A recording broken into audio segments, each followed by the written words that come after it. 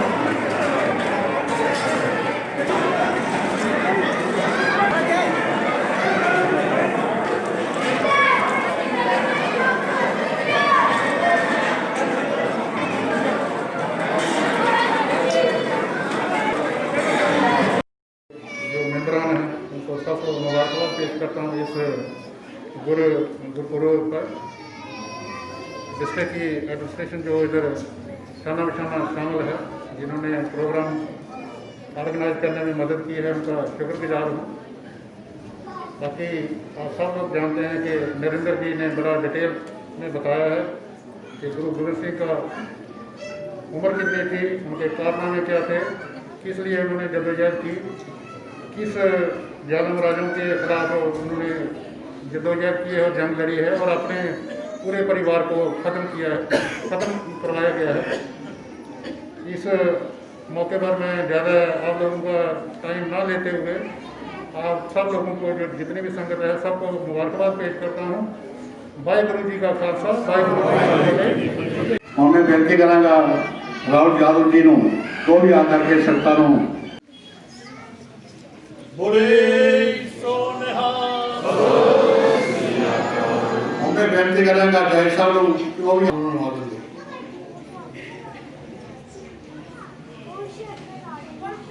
बोले सो निहाल। मैं बेनती करांगा एसएसपी साहब ਨੂੰ बोले सो निहाल। मैं बेनती करांगा डिप्टी कमांडेंट 93 इन्फेंट्री ब्रिगेड ਨੂੰ बोले सो निहाल। मैं बेनती करांगा कर्नल साहब ਨੂੰ को भी आकर के अपना सिरोपा जो है और बोले सो निहाल। बोले सो निहाल। कौन में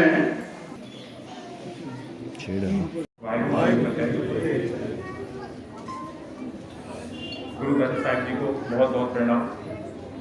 यहाँ पर मौजूद रेस्पेक्टेड प्रिंसिपल डिस्ट्रिक्ट एजुकेशन जज साहब, डिप्टी कमांडर 93 ब्रिगेड, SSP साहब और दीगर ऑफिसर साहिबान, हमारे गुरुद्वारा डिस्ट्रिक्ट गुरुद्वारा प्रबंधक कमेटी के मेंबरान, प्रधान साहब और गुरु की संगत, डिस्ट्रिक्ट एजुकेशन पुंछ की तरफ से आप सभी को गुरु गोविंद सिंह जी की जयंती के ऊपर बहुत बहुत मुबारकबाद।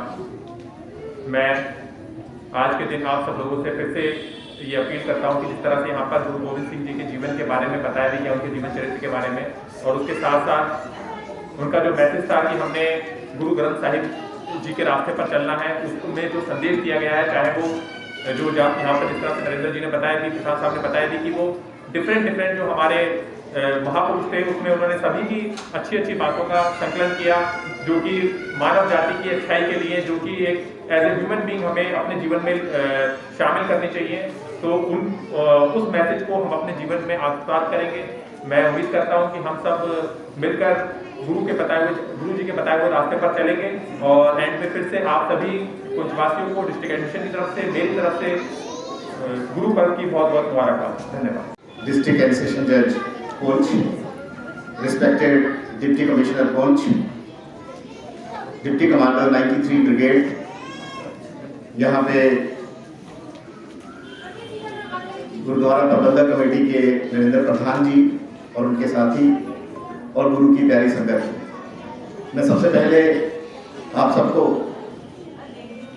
गुरुपुरब पर बहुत बहुत बधाई देता हूँ और मालिक से दुआ करता हूँ कि हमारा जो जीवन है उनके बताए हुए रास्ते पे हम उन पे चलने की कोशिश करें। गुरु गोविंद सिंह जी का जो संदेश है, उनकी जो जीवनी है, वो त्याग की, बलिदान की, साहस की, रूहानियत की, ये सब की मिसाल है। हमें भी चाहिए कि हम उनके बताए हुए रास्ते पे चलें, अपने बच्चों को भी उनकी जो शख्सियत है उनके बारे में बताएं, ताकि वो भी इस पे गर्व कर सकें कि उनका इतिहास कैसा था, उनके जो पूर्वज थे, उनके जो गुरु थे, उनके जो उन सब के बारे में उनको पता चले, और फिर एक अच्छे समाज की और एक अच्छे समुदाय की जो है वो रचना हो सके। जहाँ तक गुरुद्वारा प्रबंधक कमेटी का ताल्लुक है, इन्होंने एडमिनिस्ट्रेशन के साथ हमेशा कोऑपरेट किया है, पहले भी करते आए हैं, आज भी किया है। मैं अपनी तरफ से इनका बहुत बहुत शुक्रिया अदा करता हूँ कि जो भी इश्यूज होते हैं वो बैठ के हमारे साथ रिजॉल्व करते हैं, और जितना भी कोऑपरेशन हम इनसे एक्सपेक्ट करते हैं उससे ज़्यादा ही हमें कोऑपरेट करते हैं।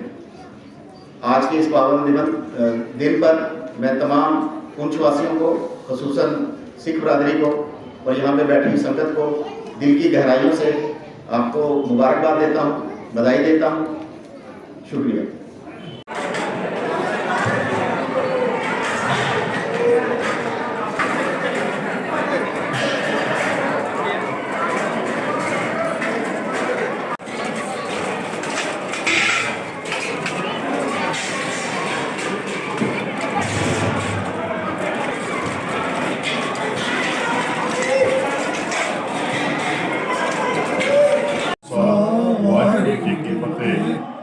ਅੱਜ ਸਾਹਿਬੇ ਕਮਾਲ ਸਾਹਿਬ ਸ੍ਰੀ ਗੁਰੂ ਗੋਬਿੰਦ ਸਿੰਘ ਜੀ ਮਹਾਰਾਜ ਦਾ ਪ੍ਰਕਾਸ਼ ਪੁਰਬ ਜੋ ਸਾਰੇ ਹੀ ਵਿਸ਼ਵ ਦੇ ਅੰਦਰ ਬੜੀ ਹੀ ਧੂਮਧਾਮ ਦੇ ਨਾਲ ਮਨਾਇਆ ਜਾ ਰਿਹਾ ਹੈ।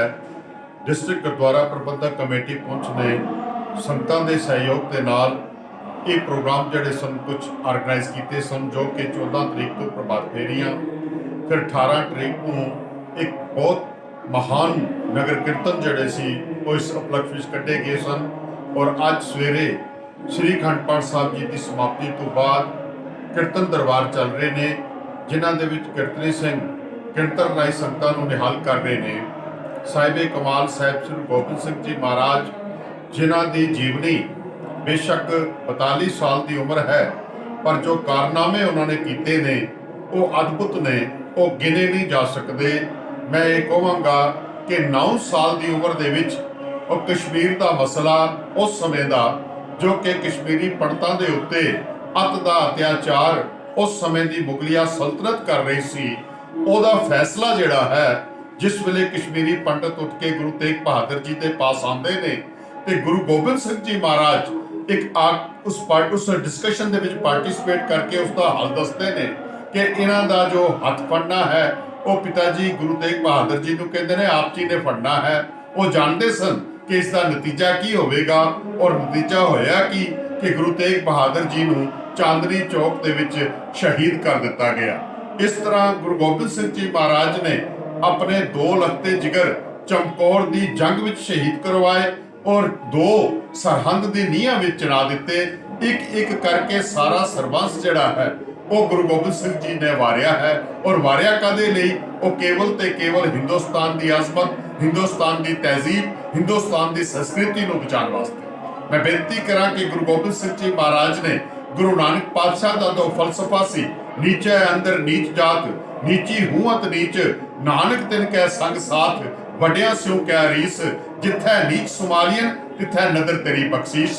तो इस किस्म के सिद्धांत नूं लैके नीच जात के सारे लोगों को इकट्ठा करके एक खड्डे बाटे का पोल बख्शिश करके उन्होंने सिंह सजाया और खालसा पंथ की नींह जिहड़ी है रखी है। तो फिर उन्होंने 5 प्यारियां का खिताब दिता और इत्थे तक ही नहीं बल्कि उन्होंने चरणों विच बैठ के वीर रस होके हथ जोड़ के बेनती की कि हुण मैनू भी गोबिंद राय तो गोबिंद सिंह सजा दियो।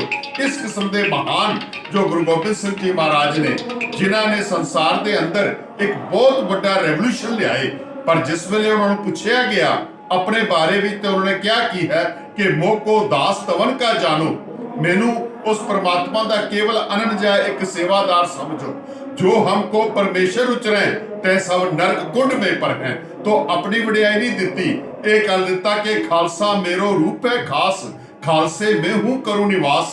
तो इस किस्म की पदवियां देने वाला वो साहिबे कमाल, पुत्रां दा दानी, सरबंस दानी, वो गुरु गोबिंद सिंह जी महाराज का प्रकाश पुरब असीं मना रहे हाँ। मैं बड़े फकर के नाल ये गल कह सकता हाँ कि आज हिंदुस्तान की जो अज दी इत्थे दी सिचुएशन है, जो इन्हां दी पोजीशन है, वो मैं जरूर कहूँगा कि ना कहूँ तब की, ना कहूँ अब की, अगर न होते गुरु गोबिंद सिंह सुन्नत होती सबकी। तो ये जो संस्कृति, ये जो कंपोजिट कल्चर सी, इस नूं बचाने वाले साहिबे कमाल साहिब श्री गुरु गोबिंद सिंह जी महाराज का प्रकाश पुरब असीं मना रहे हाँ। अज सारियां दा फर्ज बनदा है irrespective of caste and creed, सारियां नूं गुरु गोबिंद सिंह जी महाराज दी जो एहसान ने वो सारे हिंदुस्तानियों के उत्ते ने। आओ असीं सारे मिल के गुरु गोबिंद सिंह जी महाराज की जीवनी तो सेध लेके अपना जीवन सफल कर सकीए और इस लोकाई का भला कर सकीए। मैं इत्थे दी एडमिनिस्ट्रेशन सारियां दा बहुत बहुत धन्नवाद करता हाँ। एक बेनती जरूर कर देवां कि किसानां दा मसला जो कि बार्डर दे उत्ते इस वेले लगभग 2 महीने होने लगे उन्हां किसानां नूं बार्डर ते बैठिया होया, अत दी ठंड पै रही सी, पर वो सरहंद दा मैं कहांगा कि जिवें छोटे छोटे साहिबजादियां नूं माता गुजर कौर नूं ठंडे बुरज के अंदर उस समय की जालिम हुकूमत ने रखिया सी, अज वो सिचुएशन नजर आ रही सी। तो मैं सेंट्रल गवर्नमेंट नूं जरूर जिहड़ा है वो अगे पिछे लफ्ज निकले होने, आस है आप खिमा करोगे। मैं इत्थे दे मीडिया का भी बहुत बहुत धन्यवाद करता हाँ क्योंकि समय सिर साडे पास पुज के ये प्रोग्राम नूं संगतां तक पहुंचाते ने। वाहिगुरू जी का खालसा, वाहिगुरू जी की फतेह।